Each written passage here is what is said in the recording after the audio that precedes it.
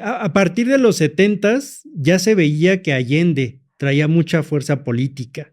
Y el primer esfuerzo que hace la CIA, empiezan un proyecto que se llama Track 1. Y este Track 1 era impedir que el allendismo tuviera mayor influencia dentro de la sociedad, para así evitar que lograra ganar electoralmente. Sí. Y entonces Salvador Allende, todo este movimiento, el allendismo de sus bases sociales, pues querían prácticamente desconectarlas de la figura política que era Allende. Okay. Y el proyecto fracasa. Cuando ven que es inevitable el triunfo de Salvador Allende, empieza una nueva faceta de desestabilización, que se llamó Track 2. Y Track 2 ya es un proceso donde la CIA, junto con actores políticos de Chile, de ultraderecha, se empiezan a radicalizar. ¿Ellos qué buscaban? Ellos ya en este Track 2 buscaban propiamente un golpe de Estado. Y ellos empiezan a tener un contacto con una figura militar que era la figura más alta de la cúpula militar, que se llamaba Schneider. Pero Schneider tiene un problema para la CIA, que Schneider es de esas figuras muy apegadas al constitucionalismo chileno. Y Schneider es una figura que dice, yo como militar no tengo que meterme nada en la vida política de este país. O sea, un militar que cumple a cabalidad esta idea de que el poder militar y el poder civil no se tocan.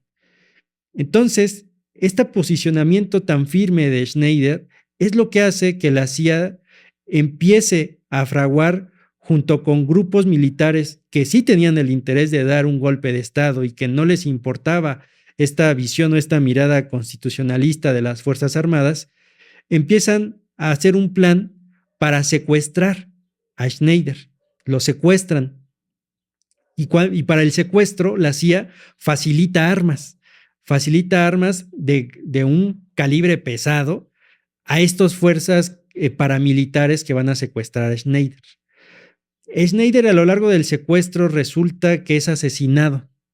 La CIA hasta el momento en sus documentos deja ver una supuesta no intencionalidad de ese asesinato. O sea, la CIA se muestra, según ellos, consternada de cómo es posible que lo mataste si nada más los íbamos a secuestrar. O sea, la CIA lo ha presentado como un desencarrilamiento de estos grupos paramilitares donde ellos en su propia radicalidad deciden terminar con la vida de Schneider. Cuando se asesina a Schneider, ya es propiamente cuando toma el mando una nueva figura militar, Augusto Pinochet.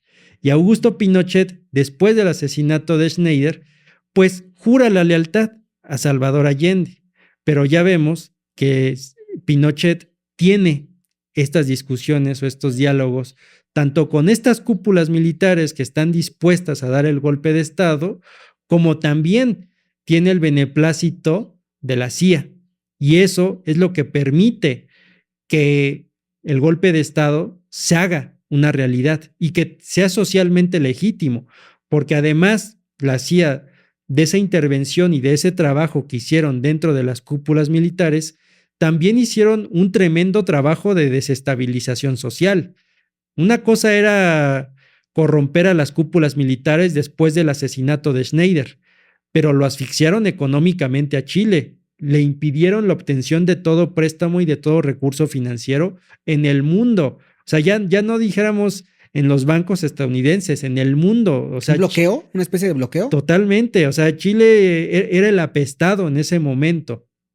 Y eso lo que genera es una desestabilización económica que a la gente se va a empezar a creer esta narrativa de es necesario que tiremos al allendismo. El allendismo tiene que ser derrocado porque miren cómo estamos. Incluso va a ser parte de la propaganda que va a implementar el pinochetismo durante sus primeros años. Yo tengo ahí una foto muy, muy curiosa de cómo el pinochetismo empieza a difundir continuamente imágenes en periódicos, principalmente en el Mercurio, de cómo ponía imágenes de antes y era Allende, ¿no? Y la tienda de abarrotes totalmente vacía. Ahora con la junta militar y la tienda de abarrotes rebosando de huevos, longaniza, jamón, pan. Fíjate que uno se topa muchos paralelismos con lo que ocurre ahora? Tú mencionas que en efecto la CIA proporciona armas de alto calibre a estos grupos paramilitares dispuestos a derrocar a un gobierno, a hacer un golpe de Estado. Y automáticamente vino a mi cabeza la Operación Rápido y Furioso, Ujú. que es la misma, y ahorita todo este tema que se ha venido abordando desde hace algunos años con mucha fuerza de el reclamo que ha hecho México constantemente a prácticamente pues la distribución de armas estadounidenses en los cárteles mexicanos. Esa es una. La otra, todo este tema narrativo de miren cómo es ahora y cómo era antes, ¿no? Sí, Pues eso es lo que ocupa ahorita el PRI en sus redes totalmente. sociales. Eso es lo que está Sí. prácticamente haciendo, ¿no? Bueno, la oposición en general, porque sabemos Ujú. que el PRI, PAN y MC por ahí es prácticamente lo mismo. Pero es importante, mi gente, que se den cuenta del paralelismo que ocurre o que ha venido ocurriendo desde hace muchos años, Claro. ¿no? Pero es entonces cuando tú mencionas que Pinochet toma, pues, el control de los militares, Mm. tiene relación con la CIA, Sí, incluso la aprobación, sí. y pues finalmente viene el golpe de Estado. El golpe de Estado. Y ya la CIA había trabajado enormemente a la sociedad, generando estos shocks económicos, con una propaganda financiada por la CIA que ocupaba al Mercurio como este agente mediático de desestabilización. O sea, porque el Mercurio es el periódico más grande de Chile en ese momento y actualmente es de los más grandes. O sea, es el gran aparato comunicacional donde la gente se informa diariamente. Y el Mercurio pasaba el mensaje diario a través de esta mancuerna con la CIA de que las cosas en Chile estaban muy mal, de que necesitábamos un cambio político, de que la Sí, inseguridad, ¿sí? la narrativa, que es, recordemos, qué es lo que dijo el padre, bueno, Azcárraga padre, que él era un soldado del PRI. Claro, O sea, en ese entonces, pues el mayor aparato de comunicación en México, pues por cuántos años no fue Televisa. Y es totalmente. prácticamente la misma forma de actuar. Entonces, quizás muchas veces cuando hablamos de las dictaduras en Latinoamérica, excluimos un poquito a México. Pero México también vivió una dictadura y Claro, quizás por ahí dicen la dictadura perfecta, sí, ¿no? Porque incluso se hizo sin pues incursionar en operaciones de desestabilización tan violentas. Fue un proceso mucho más orgánico a través de los gobiernos. claro. Pero bueno, eh, voy haciendo estos paralelismos porque automáticamente me llega a la Sí, sí, cabeza, sí, pero ya empieza este proceso de derrocamiento y finalmente pues hacen el golpe de Estado, ¿no? totalmente. Y una persecución sistemática. Bueno, tú Sí. estudiaste eso, ¿no? Sí, sí, sí, una persecución sistemática en contra del MIR, en contra de los grupos de Salvador Allende, después contra partidos de izquierda. La izquierda cristiana no es tan perseguida. La izquierda cristiana, a pesar de que sí hay flujos de miembros de la izquierda cristiana, que muchos de ellos terminan aquí en México, curiosamente cobijándose con una gran personalidad mexicana que fue Sergio Méndez Arceo, los grupos cristianos chilenos del Partido Cristiano de Izquierda se instalan en Cuernavaca. Pero la brutalidad contra los grupos de izquierda en Chile es brutal.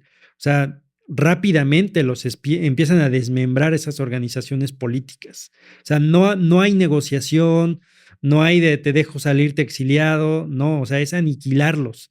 Y quien se alcanza a escapar exiliado, pues se cobija en distintas partes, en Francia, muchos del MIR también quedaron aquí en México, también instalados y cobijados por Méndez Arceo, otros por miembros del Partido Comunista Mexicano. Y es por esa razón que en medio de las dictaduras, como estos miembros políticos empiezan a exiliarse o a salir de sus países debido a la persecución sistemática y agresiva que empiezan a vivir por las dictaduras, que se empieza a fraguar el Plan Cóndor, porque ellos dicen es que se nos están pelando por las fronteras y los chilenos ya están operando en Argentina, ya están operando en Brasil y desde allá maniobran políticamente, porque los grupos de izquierda, aún en el exilio, maniobraban políticamente con bases que quedaban en la clandestinidad dentro de Chile. Y por eso el Plan Cóndor dice, tenemos que exterminar a las izquierdas donde sea que estén. Y el Plan Cóndor es un plan de aniquilamiento, es un plan de asesinato y de desaparición de militantes de manera transfronteriza. Incluso podemos ver en los testimonios de los centros clandestinos de tortura de Chile, de cómo la gente narra de quienes los torturaban eran chilenos, pero decían, es que quien me estaba torturando también era un brasileño, también era una persona con un acento argentino. O sea, torturadores se juntaban en este Plan Cóndor para exterminar a las disidencias que existían en los respectivos países. Ejército argentino persiguiendo a exiliados chilenos, el ejército chileno persiguiendo a exiliados argentinos dentro de Chile. Se empieza a gestar un plan de organización para la aniquilación y la desaparición de las disidencias a nivel transfronterizo. Es la movilización transnacional de estos cuerpos paramilitares. O sea, cuerpos paramilitares que ya no estaban circunscritos o delimitados a sus fronteras, sino que el Plan Cóndor lo que hace es borrar esas fronteras y ahora son grupos paramilitares que se mueven con total libertad por toda la región. Y hablamos de que la persecución era más que brutal. Yo por ahí leí persecuciones que se dieron, por ejemplo, en Puerto Rico o en algunos países, que era literal, entraban hasta sus casas. Sí. O sea, entrar a sus casas y si tenían algún libro, o sea, si entraran aquí y vieran lo que tenemos, velas, ¿no? Sí, ya, Dios. ¿Cómo era esa persecución? O sea, porque sí es importante, porque este tipo de hechos históricos, últimamente gran parte de la derecha y de la oposición y de los medios de comunicación lo minimizan.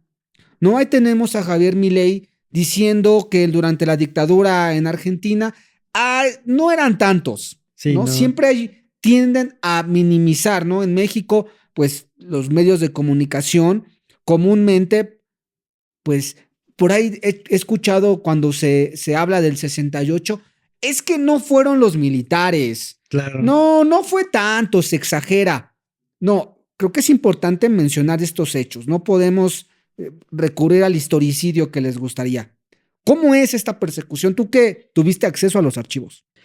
La persecución fue a través de detenciones arbitrarias, que como tú dices, entraban a la casa, entraban a los grupos de sociabilidad política, como aquellas instancias de los partidos donde los militantes se reunían. Detenciones arbitrarias, es decir, no hay un procedimiento legal detrás de la detención. Después de la detención, porque forma parte de todo un circuito de detención-desaparición, como lo mencionan algunos autores mexicanos, Camilo Vicente Ovalle es uno de ellos, es todo un circuito. Es decir, empieza con la detención, pero después de la detención lo llevan a un centro clandestino de tortura. Después del centro clandestino de tortura empieza todo un trabajo en esa persona donde se violan sus derechos humanos, ¿no? Se le despoja de toda esta investidura de derechos que tiene. A través de la tortura se les interroga y ahí también tenemos que observar cómo van cambiando las estrategias de represión, porque muchas veces se les torturaba y se les dejaba salir una vez que obtenían la información necesaria.